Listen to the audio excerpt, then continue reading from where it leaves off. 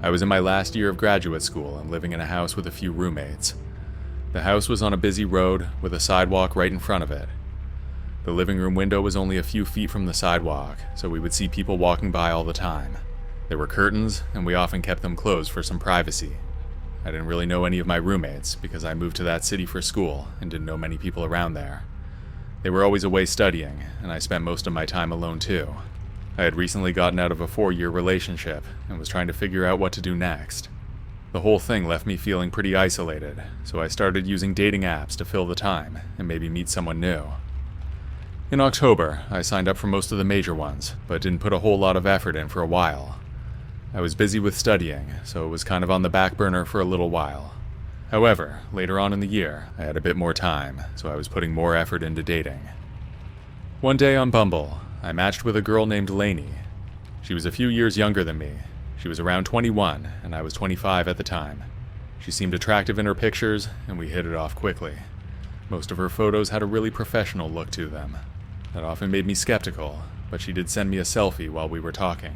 That made me believe it a little more. After a few days of chatting, we started flirting, and she gave me her Snapchat. It all felt pretty normal at first, and it was not the first time that I had exchanged social media with a relative stranger. We kept talking after that, and things only escalated from there.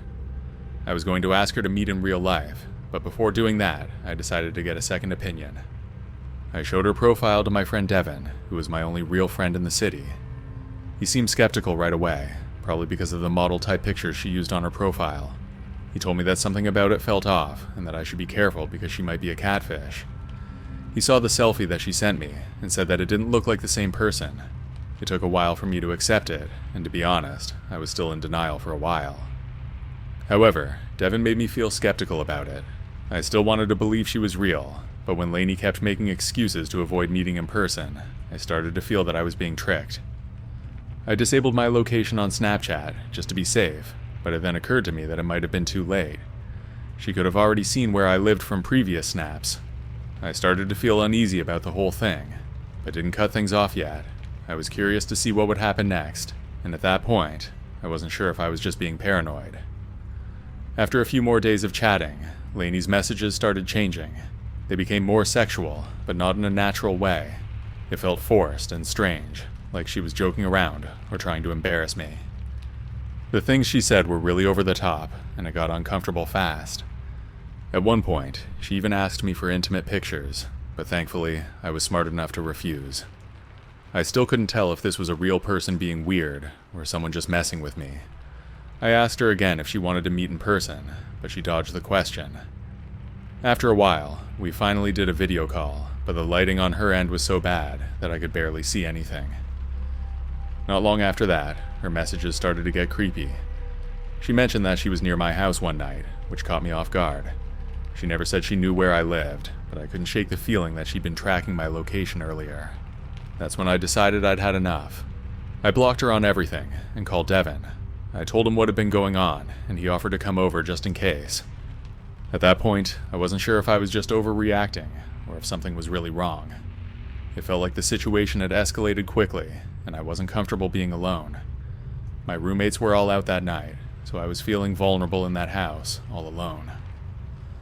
Later that night, after Devin had come over, I noticed something out of the corner of my eye through the living room window.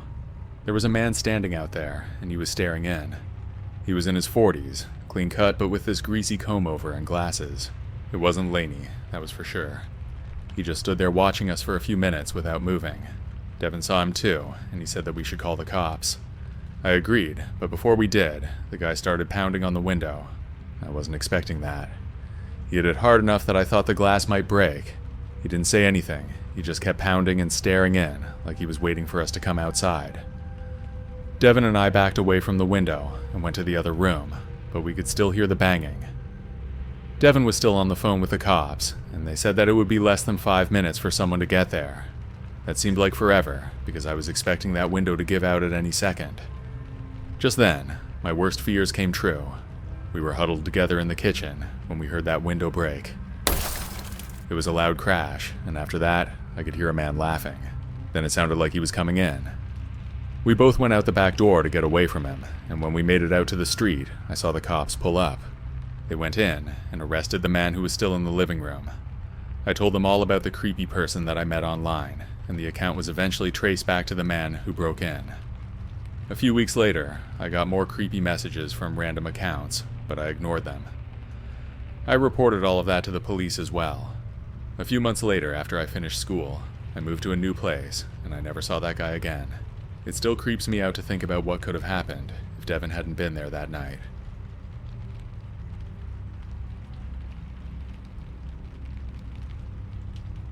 I'm 24 years old now, and this happened about a year ago. I was still living with my parents, but I had my own car, and they gave me a lot of freedom. My room was in the basement, and it had its own entrance, so I was free to come and go whenever I wanted. It was almost like having my own place. One day out of nowhere, I got a Snapchat from an old friend named Denise. We hadn't spoken in years, which made it strange to hear from her out of the blue. We used to be close back in high school, but after she moved away for college, we drifted apart. I was surprised, but also excited. We messaged back and forth for a while, talking about what we'd been up to over the years. She told me she'd moved back to town recently, and that she was trying to reconnect with old friends. I was glad to hear she was back. After chatting on and off for a few days, she asked if I wanted to hang out one night. It was already around 10 p.m., and part of me thought it was kind of sudden. However, I hadn't seen her in years, so I figured why not. I didn't have anything going on the next day, and I was curious to catch up in person. Denise sent me her address, and it wasn't too far away, so I decided to go. I went upstairs to see if my parents were still up, but they had already gone to bed. I decided not to wake them up and just went outside to my car. I put the directions into my GPS and then started driving. As I was on the road, I could hear my phone going off, but I didn't answer right away. When I pulled up to Denise's house, I got a little nervous. The street was dark and unusually quiet for that time of night, especially since it was close to downtown. There were hardly any streetlights, and the house looked a little run down, like no one had taken care of it in a while. The other houses nearby were similar looking, so it didn't stick out that much. Her house was definitely the worst, though. I sat in my car for a minute, debating if I should just leave. It didn't look like the kind of place Denise would live. It was small and kind of falling apart. I thought about texting her to double-check the address. That was when I opened my phone and saw another snap from her. The message just said, "Come inside." That's when things really started to feel wrong. I got out of my car anyway, thinking maybe I was just being paranoid. I walked up to the front door, but before I knocked, I paused. I pressed my ear against the door, and that's when I heard something that made my stomach drop. There was a man's voice inside, talking to someone. I froze for a moment, trying to figure out what to do. My phone buzzed again with another snap from Denise, but I didn't look at it. Instead, I backed away from the door and called 911. I wasn't sure what was going on, but I had a bad feeling about it. I told the dispatcher where I was, and that I thought something sketchy was happening. They said they'd send someone out, so I headed back to my car. Just as I was halfway down the walkway, the front door creaked open behind me. I turned around and saw a large man in a white t-shirt and shorts standing there, staring at me. The cops arrived pretty quickly after I called. They pulled up while the man was still standing in the doorway. He didn't try to come after me or anything. He just stood there watching as the police got out of their cars. One of the officers walked up to him and started asking questions. Another one came over to talk to me. I told him about the Snapchats from Denise and how I was told to come there. He asked me if I knew the people in the house, and I explained that I didn't know them, but that I thought my friend lived there. The man denied knowing anything about the Denise Snapchat account. They claimed they didn't even know who she was.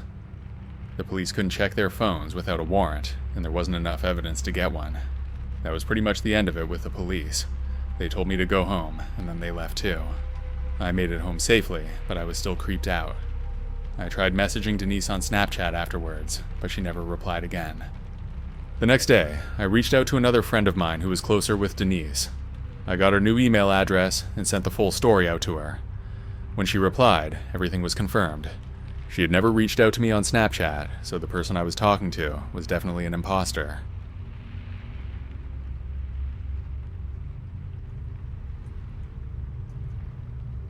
This happened about 5 years ago, when I just turned 15. For my birthday, I got my first cell phone, which I begged my parents for. It felt like a big deal, since most of my friends already had theirs, and I was the last one who didn't have one. After setting it up, one of the first apps I downloaded was Snapchat. I wasn't really into social media, but Snapchat was popular at the time, and all my friends used it. At first, I only added people I knew from school, mainly close friends. I didn't bother adding anyone else, because honestly, I wasn't looking to connect with strangers. One night, about a week after I got the phone, I got a random notification. Someone named Jay had added me. I didn't know anybody with that name, but being the naive kid I was back then, I figured it couldn't hurt to add him back.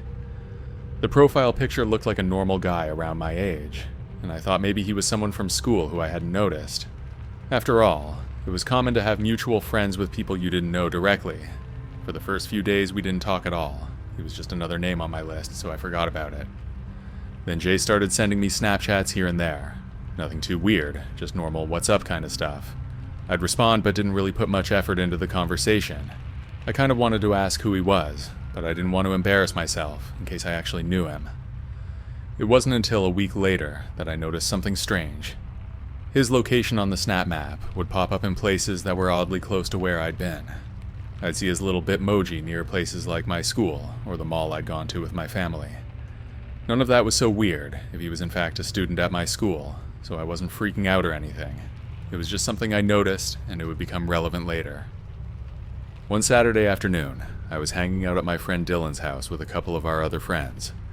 We were just playing video games and talking, but then I opened Snapchat to check my messages. Jay's location popped up again, and this time it was near Dylan's neighborhood. It was starting to feel like too much of a coincidence. I showed the map to Dylan and the others. I was fake laughing about how weird it was that this random guy kept showing up close to me. Dylan was a bit of a jokester, and he thought it was hilarious, so he wanted to message Jay. He said it would be fun to mess with him, so I gave in. We started messaging him, just asking random questions. He told us he was around our age, 15 or 16, and that he lived nearby. When Dylan suggested we meet up, I didn't think anything would actually come of it. But Jay said he was free, and that we could meet at the park down the street from Dylan's house. It was broad daylight, and there were 4 of us, so it didn't feel like a big deal. We figured if anything weird happened, we could just leave. Dylan told his mom that we were going to the park, which was normal for us, so she said it was fine. We headed to the park and sat down at one of the picnic tables. I turned my location back on to check where Jay was. Sure enough, he was already at the park. I looked around expecting to see some kid our age, but instead, there was a guy standing by himself on the edge of the park near the road. He was half hidden by some bushes when I first saw him, but then he moved over and he was fully in my view. He looked older, and I mean way older. I guessed he had to be at least in his late 30s. He started walking over to us, but I was still hoping that it wasn't really him. As he got close, I looked away so he might think it wasn't us. The guy came right up to our table and stood there. None of us looked up at him. We were all too creeped out to acknowledge him. But then, he took a step closer and almost took a seat beside me. That was when I looked up. I didn't say anything at first, but then he smiled and said, "Hey, are you Dylan?" That's when I knew it was him. Right away, we all felt uncomfortable. This wasn't some kid our age like he'd claimed. The guy standing in front of us had scruffy hair and was way older than any of us. He seemed nervous, and he was sweating profusely, even though it wasn't that hot. Dylan tried to talk to him a bit, but pretended not to notice that he was a grown man. He stuttered badly, which only made him seem more nervous. He was twitching too, and it made him seem crazy, or possibly on drugs. I could see that everyone was ready to get out of there, though. I mumbled something about having to leave, and we quickly got up to go. Right as I was turning away from the man, I felt him grab my arm. 2 of my friends were already a good distance away, and they didn't stop. But Dylan saw the man grab me, and he stayed to help. He went over and took my other arm, then gently pulled me away. I managed to get my arm free before the man got violent in any way. We walked away, and the man didn't follow. As soon as we were out of the park and back on the street, we started walking faster. No one said much because we were all confused and trying to figure out what had just happened.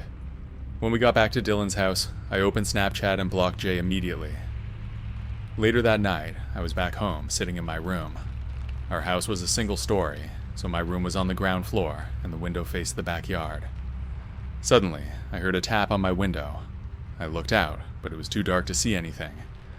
At first, I thought it was just a tree branch hitting the house, but then it happened again, and it was coming from the same window.